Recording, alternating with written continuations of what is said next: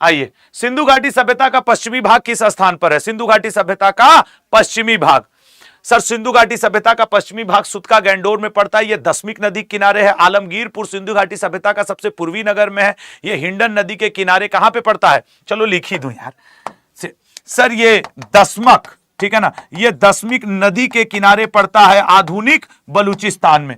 Alamgirpur sir ये UP में पड़ता है, मेरठ के समीप आधुनिक पड़ता है, हिंडन नदी के किनारे पड़ता है, हिंडन नदी के।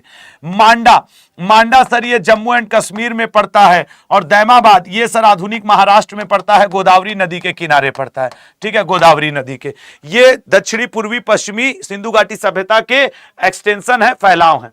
भद्रसार किस शासक को कहा जाता था? सर उसी शासक को कहा जाता था जिसे वारीसार कहा गया।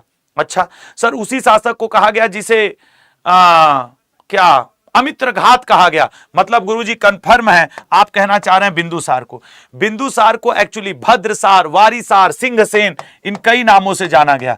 इसको सिंहसेन जैन ग्रंथों में कहा गया है, वारीसार इसको हिंदू ग्रंथों में कहा गया है, अमित्रघात इसने अपने आप को स्वयं बुलाया है कि मैं अमित्रघात हूं, और एक नाम भद्रसार तो है ही है।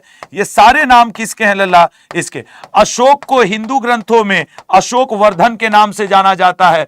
अशोक ने अपने आप को देवनाम प्रियदर्शी के नाम से बुलाया है। किस नाम से? देवनाम प्रियदर्शी। ये भी अशोक ने आधुनिक शाक्य मुनि के नाम से भी अपने आप को बुलाया है।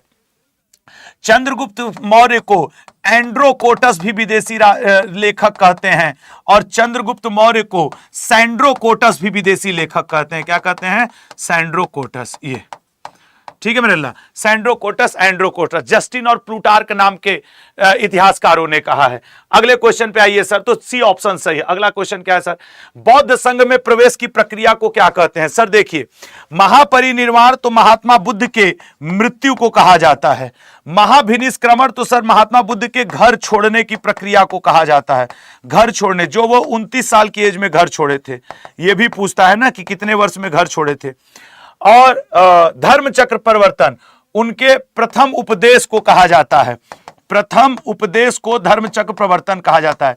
सर गौतम बुद्ध ने पहला उपदेश कहां दिया था? ऋषिपत्तनम में। यही ऋषिपत्तनम सारनाथ है, सारनाथ का प्राचीन नाम। गौतम बुद्ध ने सर्वाधिक उपदेश कहां दिया था? श्रावस्ती में। गौतम बुद्ध ने आखिरी उपदेश कहां दिया था? कुशीनगर, देवरिया, उत्तर प्रदेश में। गौतम बुद्ध ने पहला उपदेश किसको दिया था? 5 ब्राह्मणों को। गौतम बुद्ध ने आखिरी उपदेश किसे दिया था? सुभद्र को। सुभद्र को। गौतम बुद्ध की मृत्यु किस गणराज्य में हुई थी? किस? मल गणराज्य में हुई थी। गौतम बुद्ध ने किस भाषा में उपदेश दिया था? सर पाली भाषा में उपदेश दिया था। क्या पूछेगा यार? बौद्ध धर्म के सिद्धांत को हम क्या कहते हैं? सर बौद्ध धर्म के सिद्धांत है कारणवाद। बौद्ध धर्म किन 2 भागों में बट गया था सर? हीनयान, वज्रयान, कालचक्रयान, सहजयान, ये सब बौद्ध धर्म के भाग हैं। फिर से सुन लो, हीनयान, महायान, कालचक्रयान, सहजयान। अब कालचक्रयान, सहजयान लोगों को पता ही नहीं होगा। उपसंपदा, बौद्ध संघ में प्रवेश की प्रक्रिया को उपसंपदा कहते हैं, और इसके लिए जब किसी की आयु 15 वर्ष होती है मिनिमम, तभी जाकर के उसे क्या कहा जाता है कि भैया आप बौद्ध संघ में प्रवेश कर सकते हैं। इतने सारे क्वेश्चंस पूछते हैं, पूछने दो, जम के पढ़ा जाएगा, सिलेक्शन क्या नहीं होगा यार। तो इसका राइट आंसर क्या बना लल्ला? ए। अगला पे आ जाओगे, दिल्ली सल्तनत का अंतिम राजवंश कौन था? राजा कौन था? सर इसके लिए तो हम लोग कोड याद रखते हैं। सर अंतिम कौन थे? लोदी थे। उसमें भी कौन था? इब्राहिम लोदी था। ठीक है। गुलाम वंश का अंतिम राजा कौन था? शमसुद्दीन क्यूमर्स हुआ करता था सर। खिलजी वंश का आखिरी राजा कौन था सर? मुबारक शाह खिलजी हुआ करता था। सैयद वंश का आखिरी राजा कौन हुआ करता था सर? अलाउद्दीन आलम शाह हुआ करता था सर। सैयद वंश का फाउंडर कौन था? खिज्र खां हुआ करता था। खिलजी वंश का फाउंडर कौन था? जलालुद्दीन फिरोज खिलजी था।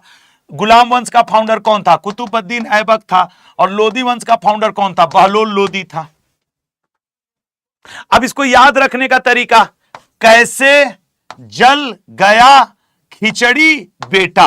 देखो, कैसे जल गया खिचड़ी बेटा, मतलब कि गुलाम वंश का कुतुबुद्दीन ऐबक, खिलजी वंश का जलालुद्दीन फिरोज खिलजी, फिर तुगलक वंश का गयासुद्दीन तुगलक, सैयद वंश का खिज्र खां, लोधी वंश का बहलोल लोधी। कैसे जल गया खिचड़ी बेटा, अगर वो याद है, देखो ना, कैसे जल गया खिचड़ी बेटा। अब कैसे जल गया खिचड़ी बेटा हमको क्या पता, आप करिए ना। सर आपका जीके का क्लास कहां मिलेगा, हम बताते हैं इस्मत सिंह जी मेरा जीके क्लास कहां मिलेगा। वंशों को तो याद करने का तरीका हमने कई बार बोला है। गुलाब खिले तो सांस लो, गुलाब खिले तो सांस लो, ये क्रम से दिल्ली पे शासन करने वाले वंश है। गुलाब से गुलाम वंश, खिले से खिलजी वंश, तो से तुगलक वंश, सांस से सैयद वंश और लो से लोधी वंश। तो गुलाब खिले तो सांस लो, कैसे जल गया खिचड़ी बेटा, ये उन्हीं के फाउंडर हैं। खत्म। अब वो याद रखने का तरीका है, कौन किस तरीके से याद रखता है, ठीक है ना। अगले पे आएंगे। तो इसका राइट आंसर है किस कांग्रेस अधिवेशन में पूर्ण स्वराज की मांग को अपनाया गया था, किस, ठीक है ना। एक लोग लिख रहे हैं कि बस सर सिलेक्शन हो जाए, तुम्हारे सिलेक्शन के लिए मैं लगा हूं। अभी एक बात कहूंगा कर लेना सर, वो देखिए लाहौर अधिवेशन में पूर्ण स्वराज की मांग की गई थी, ठीक है। तो भाई आज की क्लास समाप्त हो चुकी है।